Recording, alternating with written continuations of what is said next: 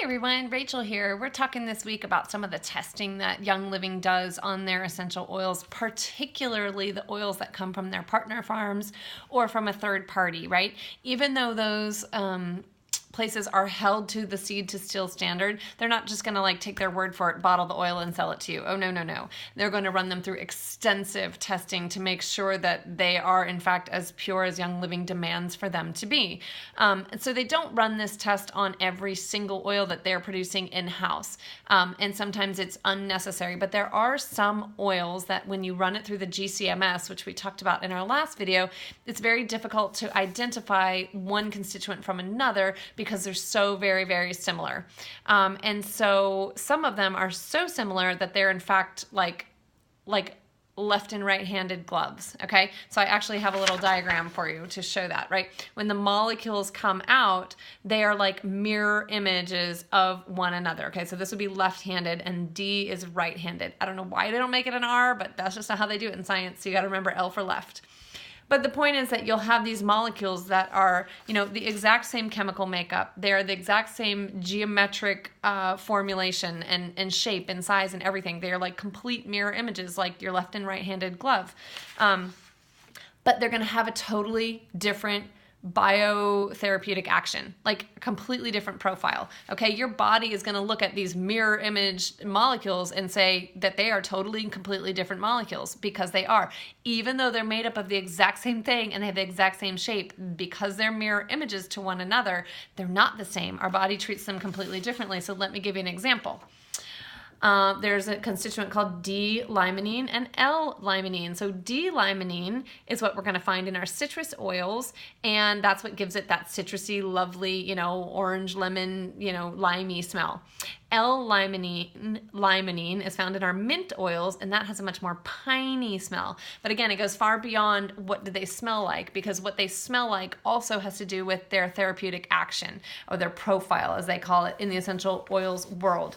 Okay, so you have these left and right-handed molecules that are actually, they are like structurally identical to each other, but they're mirror images. So the other thing you want to know, that whenever you have these left and right-handed molecules, you also, in a constituent, in an essential oil, you're going to have different ratios of these molecules to each other. Okay, so a lavender plant, for example, is going to throw off these molecules. Some are going to be left-handed and some are going to be right-handed.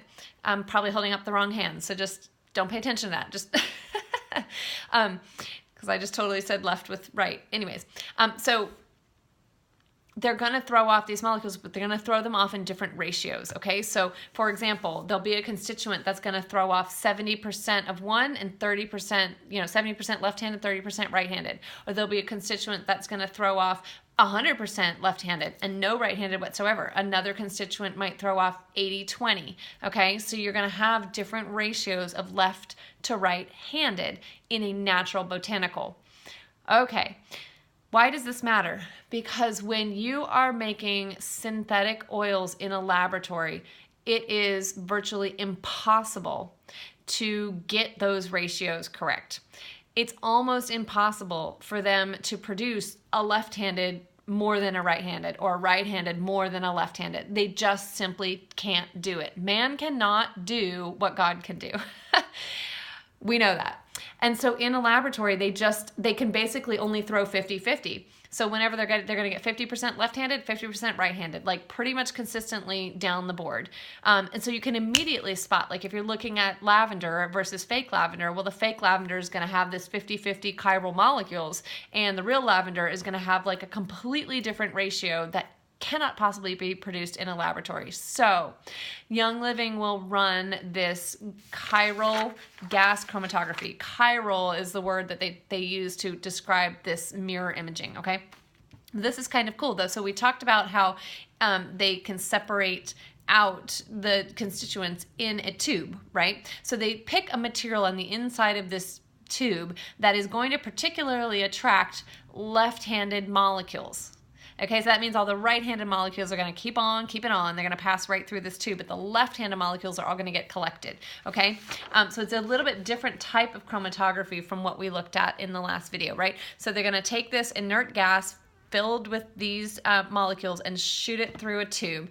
And whatever this particular material is lining the inside of the tube is going to react with the left-handed or the right-handed molecules. So you can see here all the left-handed molecules are all sticking to the sides of the tube, and the right-handed molecules are all just flowing right on through. Okay, so that allows them to separate out the right-handed ones from the left-handed ones and then measure what is the ratio of one to the other, and they can instantly spot a phony. And what happens if they spot a phony? Well, I'll tell you what they're not going to do. Young Living will no way, no how, not for nothing, stick that stuff in a bottle and sell it to you. Okay, they may sell it to somebody else in the market or tell their third-party vendor, you go on, get out of here, you're not keeping up our seed to still standard. But they have ways of knowing if anything has been adulterated through. Now, most essential oil companies do not run this test because it's very expensive. It's very time consuming. It's very, very nuanced. It's like a layer upon layer of all these different testing. So Young Living actually reserves this test for certain circumstances where they really need to identify certain constituents, where they really need to verify purity, and so on and so forth. So they use it in certain instances. They always use the GCMS, and then they use different layers of testing on top of the GCMS to ensure purity, and then they require that of their third-party labs as well. So just know that anything coming into a bottle has been thoroughly analyzed for your therapeutic benefit.